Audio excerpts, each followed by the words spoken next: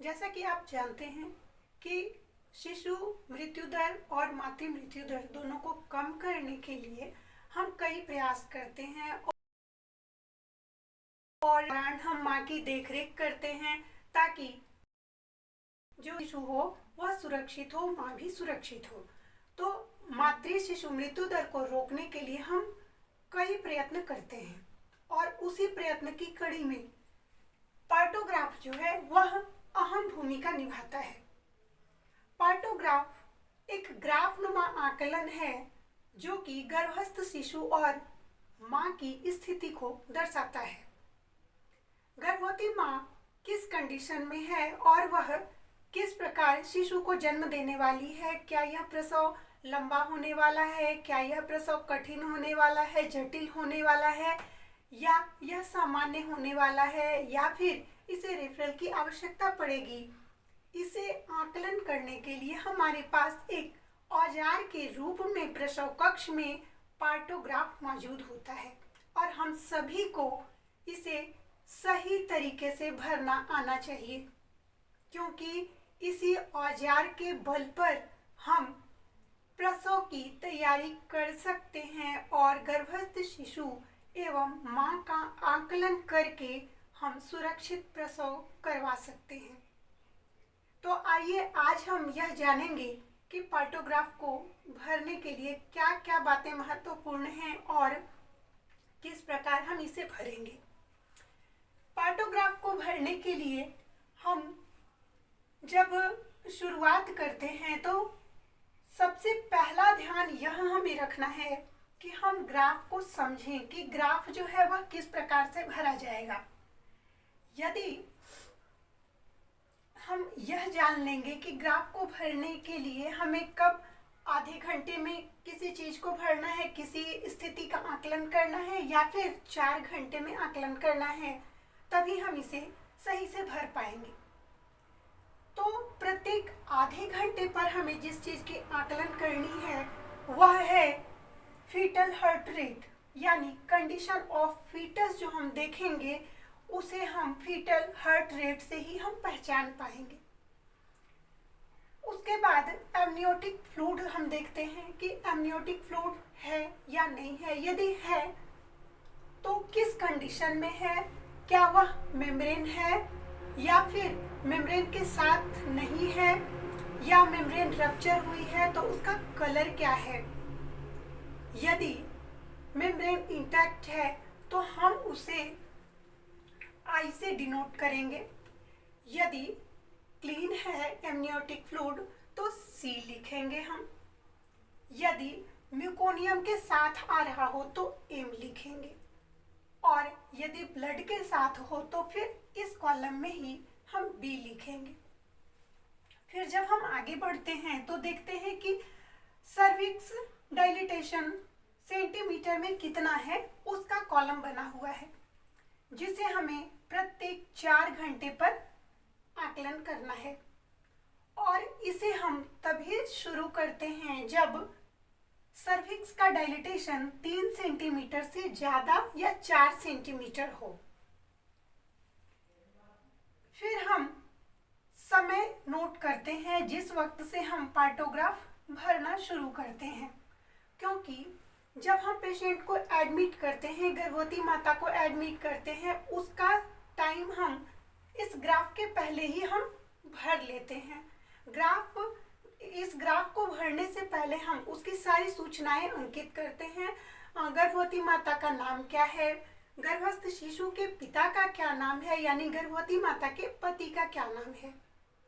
उसके बाद हम उसकी उम्र भरते हैं, पैरिटी भरते हैं, और हम मेम्ब्रेन की स्थिति देखते हुए मेम्ब्रेन रप्चर हुई है या नहीं हुई है उसे हम भरते हैं। इस प्रकार से जब हम वो सूचनाएं भर लेते हैं फिर सर्विक्स के डायलिटेशन को देखते हैं, और जब सर्विक्स का डायलिटेशन 3 सेंटीमीटर से ज़्यादा या 4 सेंटीमीटर होता है तो हम इसे भरना शुरू करते हैं। ठीक उसी प्रकार कॉन्ट्रैक्शन पर 10 मिनट कैसा हो रहा है उसे भी हम भरते हैं, और उसके आकलन के लिए हम चिन्ह देते हैं उसे हम इस प्रकार से भरते हैं कि यदि माइल्ड कॉन्ट्रैक्शन होता है तो इस कॉलम को हम डॉट डॉट डॉट से अंकित करते हैं। यदि मॉडरेट कॉन्ट्रैक्शन है पर 10 मिनट तो वह कितनी बार है, उतने चौकोर खानों को हम तिरछी लाइन से भरते हैं। और यदि कॉन्ट्रैक्शन पर 10 मिनट स्ट्रॉन्ग है तो उसे गहरे रंग से हम भरते हैं। इस प्रकार हम देखते हैं कि कॉन्ट्रैक्शन कैसा है। कभी कभी ऐसा होता है कि जो भी स्टाफ ड्यूटी में होते हैं और उनका समय समाप्त हो रहा होता है, ड्यूटी का समय समाप्त हो रहा होता है और दूसरे स्टाफ के आने का समय हो जाता है। पेशेंट तो पहले से भर्ती होती है, वह जो गर्भवती माँ है वह तो पहले आ चुकी है।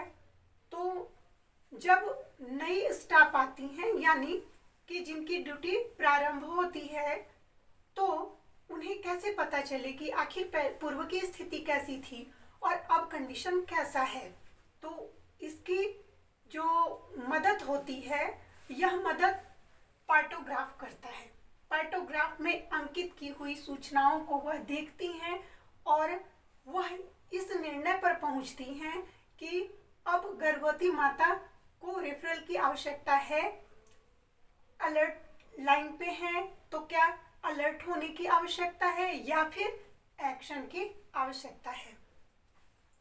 इस सर्विक्स के डायलिटेशन में हम एक बात और ध्यान देंगे कि अलर्ट लाइन के बाईं तरफ यदि ग्राफ है और अलर्ट लाइन तक पहुंचते पहुंचते डिलीवरी हो जाती है, सर्विक्स का डायलिटेशन फुल डायलिटेशन हो जाता है, तो यह अच्छी बात है और यह सामान्य प्रसव को सूचित करता है। लेकिन यदि अलर्ट लाइन को पार करने के बाद भी सर्विक्स का डायलिटेशन अनुकूल नहीं होता है तो फिर अलर्ट होने की आवश्यकता है और एक्शन लेने के लिए उसे सही रेफरल केंद्र पर रेफर करना आवश्यक हो जाता है।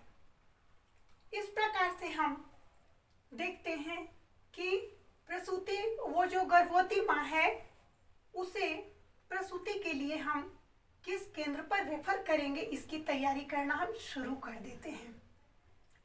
अलर्ट लाइन के पास पहुंचने के बाद यदि हमें फ्लूइड देने की आवश्यकता होती है, किसी प्रकार की दवा की आवश्यकता होती है तो उसे भी हम देते हैं और उसे हम यहाँ अंकित करते हैं। फिर पल्स और बीपी प्रत्येक आधे घंटे पर हमें देखनी है कि मदर का जो पल्स है, बीपी है, वो कैसा है। जिस प्रकार हम यह देखते हैं कि फीटल हार्ट रेट जो है वह 160 बटा 120 या हम इसे ये इस प्रकार कहेंगे कि 160 से 120 के बीच है तो वह सुरक्षित है। लेकिन यदि 140 के पार करने लगे या 120 से कम होने लगे तो यह भ्रूण की स्थिति की गंभीरता को सूचित करता है। उसी प्रकार यदि माँ की बीपी 160 से ऊपर चली जाए या फिर 140 से ऊपर चली जाए या फिर 90 से नीचे आने लगे तो यह माँ की स्थिति गंभीरता की ओर ले जा रही है, इसका संकेत करता है। तो साथ ही हम एक बात और ध्यान देंगे कि सही समय पर रेफर करना बहुत ही आवश्यक हो जाता है। अब हम ग्राफ को कैसे भरेंगे इसे भी हम देख लेंगे। मान लिया जाए कि कोई माँ जो है वह 9 बजे हमारे केंद्र पर एडमिट होती है तो हम सारी सूचनाएं अंकित करेंगे। यदि उसने बताया कि उसका मेम्ब्रेन रप्चर हो चुका है तो उस समय को हम लिखेंगे कि वह कितने बजे रप्चर हुआ और वह हम इसके पहले ही हम उसके ऊपर में ही कॉलम बनाया हुआ होता है जिसमें हम उसको अंकित करेंगे। तो टाइम हम देंगे, उसके बाद हम सर्विक्स के डायलिटेशन को देखेंगे। यदि सर्विक्स का डायलिटेशन 4 सेंटीमीटर है तो हम इस स्थान पर चिन्ह अंकित करेंगे, आने का समय लिखेंगे। यदि वह 9 बजे आई है, मेम्ब्रेन रप्चर है, 4 सेंटीमीटर है, तो फिर हम यहाँ 9 बजे का टाइम देंगे और ग्राफ को भरना शुरू करेंगे। यदि माँ आई, मेम्ब्रेन भी रप्चर था और डायलिटेशन 4 सेंटीमीटर नहीं है, 2 सेंटीमीटर है, तो हम ग्राफ को नहीं भरेंगे। इस बात को हम ध्यान रखें। तो अभी हमने देखा कि माँ आ गई है और उनकी जो कंडीशन है मेम्ब्रेन रप्चर है। तो मेम्ब्रेन रप्चर है तो कैसा है, फ्लूइड अगर क्लीन है तो हम यहाँ पर C लिखेंगे, 9 AM में लिखेंगे। फीटल हार्ट रेट देखेंगे। यदि फीटल हार्ट रेट 160 है या फिर 120 है, यदि 120 है तो हम उसे इस स्थान पर नोट करेंगे 120।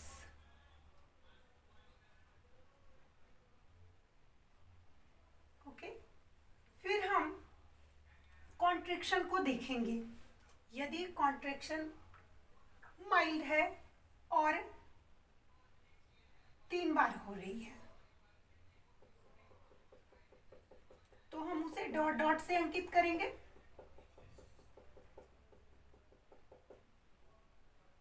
और 3 कॉलम को हम भरेंगे।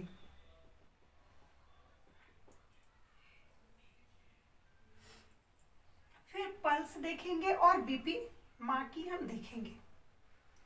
यदि हम बीपी को देखते हैं तो बीपी देखने की जो शुरुआत है, हम फिर से